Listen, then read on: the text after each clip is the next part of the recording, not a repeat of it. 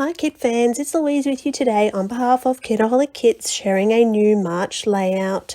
Now, I shared earlier in the month the XO background that I backed, and this is the reverse. So what I do is, while the X's and O's are still on the cutting mat, I add a little bit of glue and then attach the background paper over the top of those, let it dry, and then peel it off, so that you get this double sort of enhanced, two ways to use a cut file. Now, I'm building a cluster in the middle with this photo, and because I've got lots of leaves, and this is also a page where I've used a photo where we're wearing some beautiful floral dresses, my bestie and I, and I'm going to add that little sort of cluster with some florals and some leaves as well.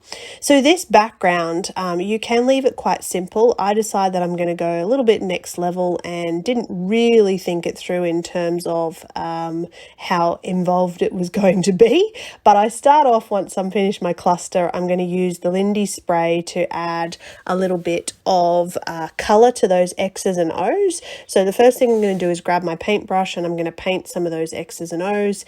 And then off camera, I'm going to go ahead and I'm going to hand stitch all of the ones that are visible behind my cluster. So you'll see what I'm going to do is mark the area where the photo cluster is, so I don't have to do any more stitching than is absolutely necessary. And I'm going to, stitch all of those X's and O's off camera. To share with you just how long it took, it actually took me all day. I sat down at about 10 o'clock in the morning and finished it at about 4:30. I just sat and stitched all day. So I didn't put any of that on camera. If you want to know how to do this particular chain stitch, then you can just pop over. There's a YouTube video you can see of how to do that. But I'm firstly adding that little bit of colour, which is where I could have left it, but I decide I'm going to go ahead and stitch. So once that's all done, I've got this beautiful background. I'm going to keep it nice and simple. So thanks for watching. I hope you enjoyed.